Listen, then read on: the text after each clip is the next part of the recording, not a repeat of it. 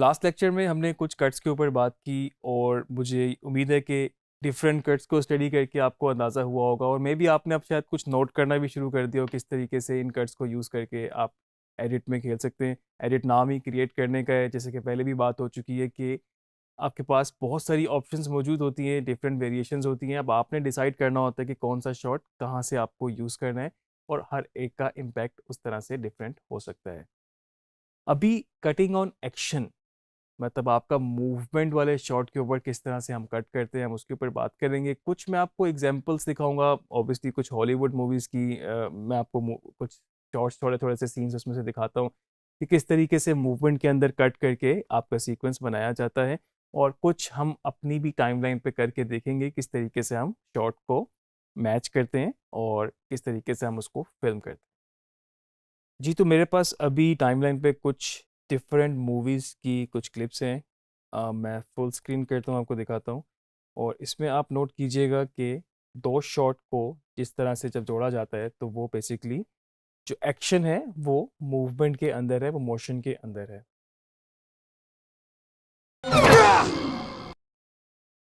ठीक है? इसी को अगर हम दोबारा देखें और फ्रेम बाय फ्रेम हमारे पास ये एक ऑप्शन मौजूद है।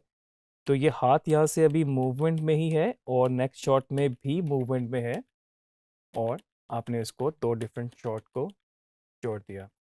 अगर आप इसको इस तरह से जोड़ते कि ये हाथ पहले पूरा नीचे चला जाता और उसके बाद नेक्स्ट शॉट कट होता, तो शायद किसी जगह पे वो ठीक हो सकता था। वो ज़रूरी नहीं है कि आपने हमेशा मूवमेंट पे ही काटना है, लेकिन बाज़ दफ़ा वो बड़ा मैकेनिकल सा लगता है कि एकदम से आपको लग रहा होता है कि आपने शॉट कंपोज़ किया हुआ है और आपने किसी ने बोला है अच्छा जी एक्शन, और उसके बाद वो एक्शन पूरा हुआ है। फिर वो एक्शन पूरा हुआ है, उसके बाद फिर नेक्स्ट शॉट में गए हैं, तो वो आपका जो एडिट है थोड़ा-सा ज़रा मैकेनिकल वर्ड आई थिंक इस वक़्त यूज़ करना राइट है। तो आपको थोड़ा-सा मैकेनिकल सा लगता है और उसमें कुछ आपको रियलिस्टिक, स्मूथ उस तरह से चीज़ें नज़र नहीं आती।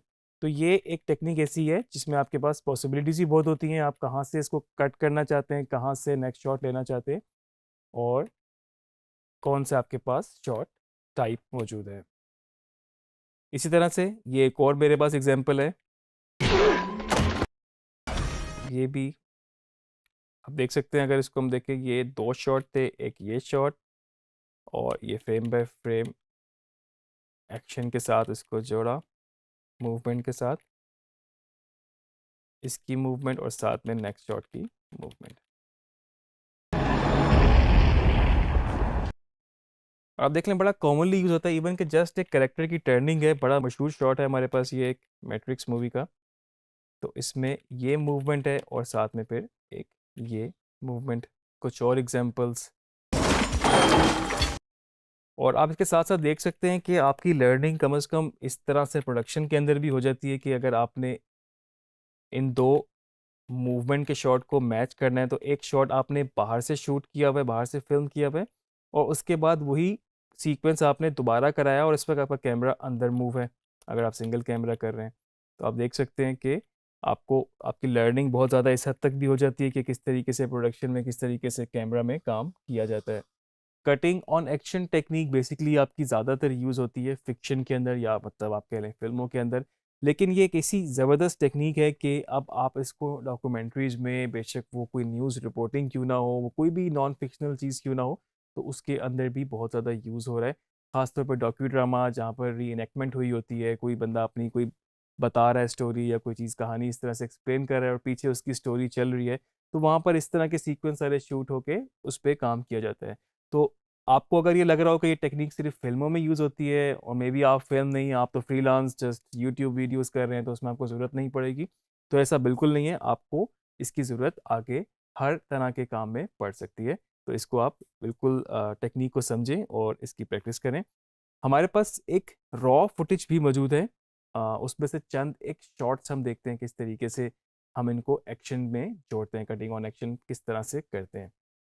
तो हमारे पास एक यहाँ पर ऐसी फुटेज मौजूद है जो कि रॉ फुटेज है। रॉ से मेरा मतलब है कि वो बिल्कुल जो प्रोडक्शन वाली फाइल होती है, अनएडिटेड पीस मौजूद है।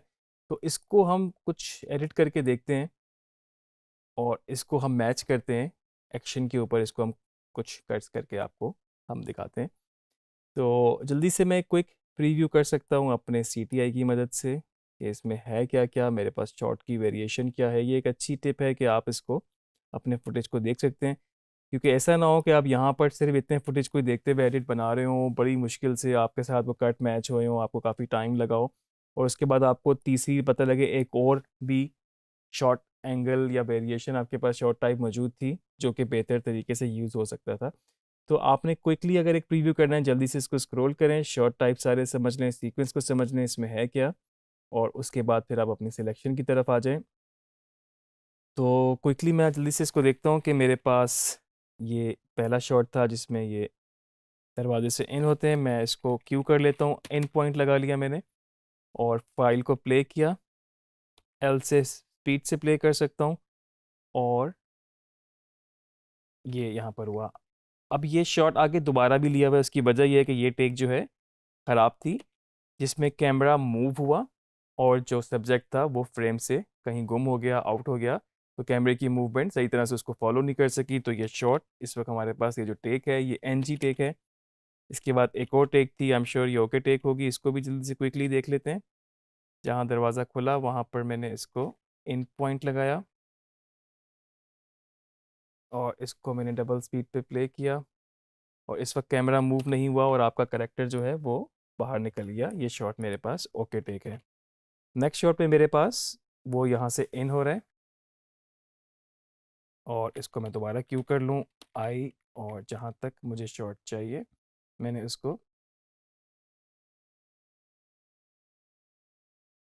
कीबोर्ड निकालने तक मैंने ये शॉट यहाँ सिलेक्ट कर लिया। ऑब्वियसली अभी ये मेरी सिलेक्शन है, इसको मैं आगे कर देता हूँ ताकि स्पेस हमें मिल जाए, और जो है मैं पूरी पूरी टेक रख रहा हूँ। और आपने ये भी नोट किया हो कि इस वक्त जो मेरा सीक्वेंस था वो 1920 1080 है, और ये फाइल जो मेरे पास है अगर मैं इसकी प्रॉपर्टीज़ देखूँ आगे तो ये 720x576 है। तो मैं चाहूँ तो इसको न्यू आइटम में ड्रैग कर लूँ, और मेरे पास एक नया सीक्वेंस बन गया उसकी प्रॉपर्टीज़ के हिसाब से, और इस कट को मैं यहाँ से उठा के कंट्रोल एक्स के साथ कट करके दोबारा इसको नए सीक्वेंस में रख लूँ। तो अब ये इस वक्त स्क्रीन के ऊपर फुल है। तीसरा मैं इसमें एक और शॉट की सिलेक्शन करता हूँ क्विकली, और वो है यहाँ से इन होने की। अब यहाँ पर हमारा मेन कटिंग ऑन एक्शन का काम शुरू होगा। मैं सिलेक्शन के लिए पूरा शॉट ही ले रहा हूँ जिसमें कीबोर्ड निकालने तक है, और आउट करके मैंने इसको यहाँ पे टाइमलाइन पे रख लिया है। तो अभी तक बेसिकली हमने सिर्फ 3 शॉट निकाले हैं, और इसको हम देखते हैं हमने कहाँ से एडिट करना है, कहाँ से हमने अपना एडिट पॉइंट बनाना है, कहाँ से कटिंग ऑन एक्शन की टेक्निक को माइंड में रखते हुए उस मूवमेंट को, उस एक्शन को मैच करना है। तो जस्ट ये असेंबल हुए हुए तीन तीन हमारे पास शॉट्स हैं, इनको जल्दी से क्विक प्रीव्यू कर लेते हैं। एक पहला हमारे पास ये शॉट है, दूसरा शॉट,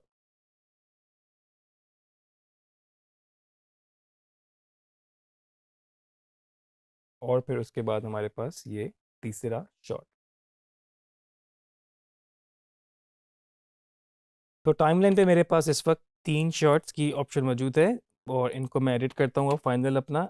इसको मैं देखता हूँ यहाँ से ये आउट हुआ, हो सकता है कि इसको मुझे शार्प इतना ही करना हो कि यहाँ से फ़ौरन आउट हुआ। इसको मैं यहाँ से रिपल एडिट टूल के थ्रू बंद कर दूंगा, और जो नेक्स्ट शॉट है वो उसको भी चाहूँ थोड़ा सा शार्प कर सकता हूँ। तो बिल्कुल आपके पास यहाँ से जैसे ही वो आउट होगा तो नेक्स्ट शॉट में आपके पास आपका सब्जेक्ट करेक्टर इन हो जाएगा।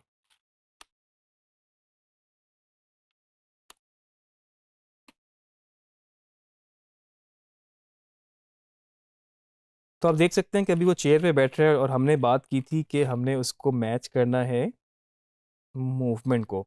तो मेरे पास एक ये अच्छा पॉइंट है कि अगर मैं यहाँ पर इस वक्त इन पॉइंट लगा लूँ, और मैं अपने नेक्स्ट शॉट में जाता हूँ इस वक्त, और मैं इसको यहाँ से मैच करता हूँ फ्रेम बाय फ्रेम। तो जिस जगह पे मैंने इन पॉइंट लगाया था वो ये थी, और आउट पॉइंट मैंने यहाँ लगाया, और ये मैंने सिर्फ रेफरेंस के लिए लगाया कि मैं अपने इन और आउट पॉइंट से देख सकूं कि मेरे दोनों शॉट मैच हो रहे हैं कि नहीं। अगर मैं इस वक्त इसको यहाँ से जोड़ना चाहता हूँ, मैं इसको यहाँ से कट कर दूँ। मैंने शॉर्टकट की सी से रेजर टूल पकड़ा, इसको यहाँ से डिलीट किया, और बीच वाला एरिया मैंने पकड़ के इस वक्त डिलीट किया, खाली स्पेस पे सिलेक्ट करके डिलीट प्रेस किया। तो मेरे पास इस वक्त ये 2 शॉट इस तरह जुड़ चुके हैं, और मैं इसको प्ले करके देखता हूँ। तो आप देख सकते हैं कि इस वक्त आपके पास एक मूवमेंट के अंदर कट लगा है, अब आपके पास यहाँ पर बहुत सारी चॉइसेस हैं, आप चाहें तो इसको आप और आगे से लेते कि ये और नीचे बैठता, और उसके बाद नेक्स्ट शॉट में भी आप इसका इन पॉइंट चेंज कर सकते थे। आपके पास मल्टीपल चॉइसेस हैं इस वक्त कि आपने डिसाइड करना है कहाँ पे बेहतर लग रहा है, कहाँ पे आपको बेस्ट मूवमेंट बन रही है। और कई दफ़ा ऐसा भी होता है, अगर आपका शॉट सही नहीं होगा, मिसाल के तौर पे आपको मैं ख़राब करके भी दिखा देता हूँ एडिट, कि यहाँ पर ये इस वक्त ऑलमोस्ट बैठ चुका है और नेक्स्ट जो कट आपके पास आ रहा हो उसमें वो बैठना शुरू कर रहा है। तो आप देखेंगे ये इस वक्त ख़राब एक कट है मेरे पास, ठीक है। तो इसमें आपको एक अब्रप्ट सा जंप नज़र आएगा, आप देखें अगर स्लो इसको फ्रेम बाय फ्रेम, तो यहाँ पर ये बैठ रहा है बिल्कुल, और यहाँ फिर बैठना शुरू कर रहा है नेक्स्ट कट में। तो ये देखिएगा फ्लो में इसको, तो ये इस वक्त ये भी सही नहीं है। तो आपके पास कंट्रोल टोटली आपके पास है। अगर यहाँ पर ये इतना बैठ गया है, आप चाहें तो इसका आउट पॉइंट चेंज कर दें, और नेक्स्ट शॉट से आप इसको जहाँ तक आपने पहला पॉइंट सेलेक्ट किया था उसी के हिसाब से आप इसको, ये आपके पास पहला पॉइंट था इतना, और उसके बाद इसको हम मैच करके देख लेते हैं। थोड़ा सा हम इसको चाहें तो एक दो फ्रेम यहाँ से और आगे लेके जा सकते हैं।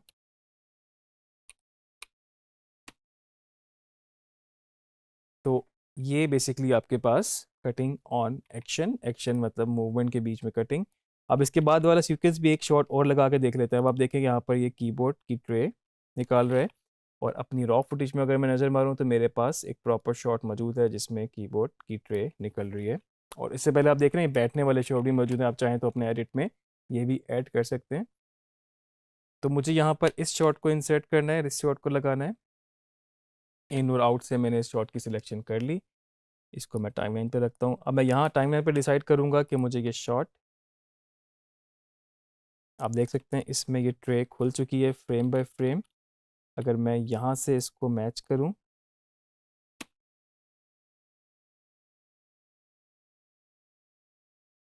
ठीक है। अब आप देखें फ्रेम बाय फ्रेम इसका हाथ यहाँ पे गया, हमने यहाँ कट किया, और इसके बाद यहाँ से वो मूवमेंट होनी शुरू हुई। अब ये कट भी ठीक है, लेकिन अगर मैं कहूँ कि इसको मैं थोड़ा सा और बेहतर करूँ, तो मैं इसको इस तरह से कर सकता हूँ कि मैंने इसको थोड़ा सा एक्सपेंड किया, और थोड़ा सा कीबोर्ड की जो ट्रे है यहाँ से खोल के इस्टेब्लिश कर लिया, ताकि मेरा जो कट है वो मूवमेंट के अंदर रहे। और यहाँ से इसको मैंने इतना सिलेक्ट कर लिया। अगर अब मैं इसको देखूँ फ्लो में, तो एक या दो फ्रेम में यहाँ से चाहूँ तो पिछले शॉट से कम कर सकता हूँ, और इसको मैं इसके साथ जोड़ सकता हूँ। आपके पास और भी चॉइस है, आप इसको सेट कर सकते हैं और तरीके से, लेकिन अगर इसको आपको ज़रा नेचुरल बनाना है तो आपको इसको मूवमेंट के अंदर ही कट करना पड़ेगा।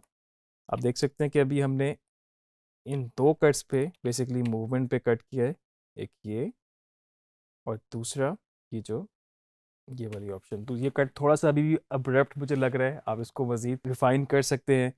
आप अपनी किसी शूट की भी, अपनी फिल्म की भी फुटेज पे इस तरह कर सकते हैं। तो ये आपने कुछ अभी कटिंग और एक्शन टेक्निक पे देखा कि किस तरह से हमने मूवमेंट के अंदर कट किया और दो शॉट्स को मूवमेंट के अंदर हमने जोड़ा। आपके माइंड में शायद शुरू में सवाल हो कि हम क्यों इतना ज़्यादा शॉर्ट टाइप्स, कॉम्प्लेक्स शॉट्स, या फिर हम बहुत ज़्यादा प्रोडक्शन की चीज़ों को देख रहे हैं। तो बेसिकली एडिटिंग के लिए आपको ये सारी चीज़ें पता होना ज़रूरी हैं, और मेरा ख़्याल से आपकी लर्निंग ही बहुत मैटर करती है इस पे कि आपको प्रोडक्शन की वो सारी सेंस हो, कैमरे की वो सारी सेंस हो। और एडिटिंग बेसिकली नाम भी इसी चीज़ का है, क्योंकि एडिटिंग के आने के बाद ही सारी आपकी फ़िल्म मेकिंग की ग्रामर स्टैब्लिश होना शुरू हुई। क्योंकि एडिटिंग ना होती तो आपके पास वो सारी ऑप्शंस शूट करने की, फ़िल्म करने की मौजूद ही ना होती। इस टेक्निक को आप अपनी फ़ोन से, अपने कैमरा से खुद भी फ़िल्म करके अपने शॉट, अपने सीक्वेंस बेसिक बना सकते हैं, और अगर चाहें तो बाकी एग्जिस्टिंग फाइल्स पे भी काम कर सकते हैं। प्रैक्टिस कंटिन्यू रखें, आगे फर्दर चीज़ों पे बात करेंगे।